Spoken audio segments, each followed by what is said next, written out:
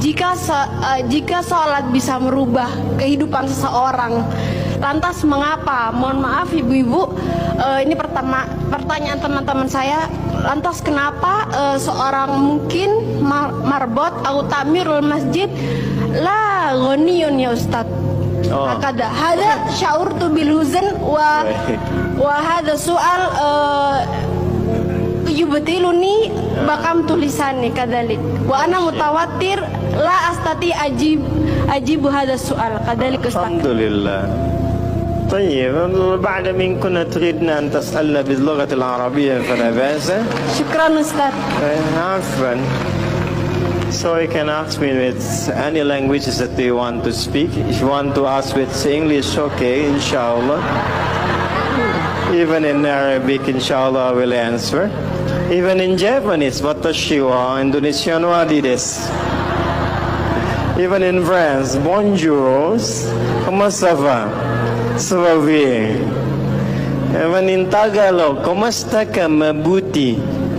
Even in Bangladeshi, kamu naso baluashi. Ini beliau tanya, singkatnya begini. Ya, saya senang belajar bahasa. Jadi saya kalau mau dakwah ke negara itu tertentu, saya pelajari bahasanya. Jadi saya mau ke Jepang, saya belajar bahasa Jepang. Ya, saya mau ke Eropa, saya pelajari. Ini teman kita, dia kita bertanya, kenapa marbot masjid itu nggak kaya?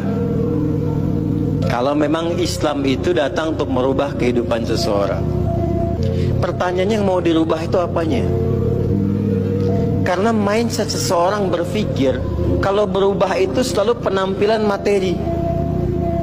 Sedangkan Islam itu datang bukan untuk merubah materi, tapi mempercepat dan memberikan keberkahan pada tujuan berkehidupan. Perhatikan baik-baik. Ada 4 pilihan dalam berkehidupan. Silahkan gunakan. 1 dengan kedudukan, 2 dengan harta, 3 dengan ilmu, 4 dengan tenaga. Dan itu ada babnya. Kalau Anda ingin dengan kedudukan, jangan tanggung yang paling tinggi. Cita-cita diplomat jadi menlu sekalian. Cita-cita di birokrasi jadi presiden sekalian. Ya, jangan tanggung, jadi yang paling tinggi. Nanti ada babnya, ada fikihnya. Ya, namanya Kitabul Imarah namanya. Kitab ke-33 di Sahih Muslim. Ada 54 topik. Topik ke-33-nya adalah tentang tata kelola negara. Kalau ingin kaya, jangan tanggung. Raih tingkat ketiga sekalian. Tingkat pertama tuh kaya, kedua kaya banget, ketiga kebangetan kayanya. Dan semua sahabat dapat level itu. Nanti ada kurikulumnya di Al-Bukhari, Kitabul Buyu', kitab tentang tata kelola niaga. Tidak pernah ada sahabat Nabi, kemudian tabi'in dan generasi setelah itu yang mengamalkan bisnis dengan metode itu.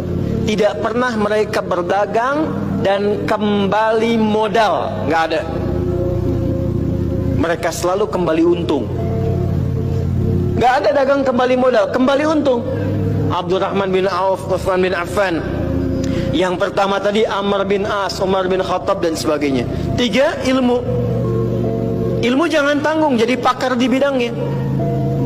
Utsman lihat, oke, yang di birokrasi Amr, saya di harta. Tapi Ali melihat Utsman sudah ngambil harta, Amr sudah ngambil kedudukan, saya pilih ilmu, passion saya di ilmu. Maka yang diperdalam ngaji. Abu Hurairah ikut, Salman ikut. Jadi kebanggaannya itu bukan ketika kaya, tapi ketika dia punya ilmu yang bertambah. Dan itu yang dia bawa bekalnya menghadap Allah. Kemudian yang paling menarik, ilmu sudah diambil oleh Ali bin Abi Thalib, Abu Hurairah. Harta diambil passionnya oleh Utsman. Kedudukan diambil oleh siapa? Umar bin Khattab. Ya, kemudian Amr bin As. Maka Bilal melihat dari 4 ini tinggal 1, tenaga.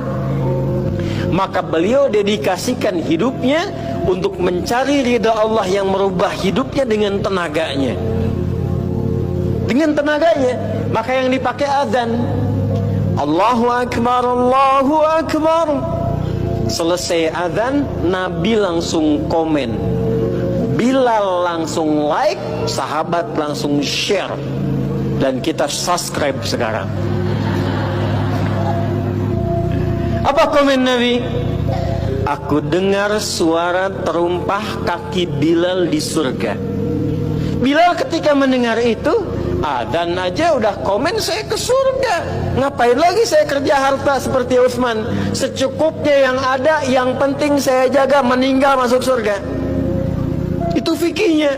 Maka dari sini muncul fikih marbot. Jadi kalau Anda ingin jadi marbot untuk mencari dunia, Anda salah tempat.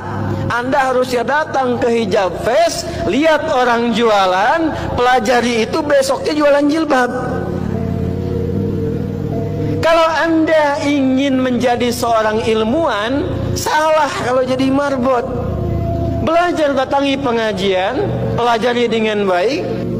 Kalau kita tahu passion kita, bisa milih pertahankan untuk pulang, jadikan itu sebagai istiqomah jalan pulang kita.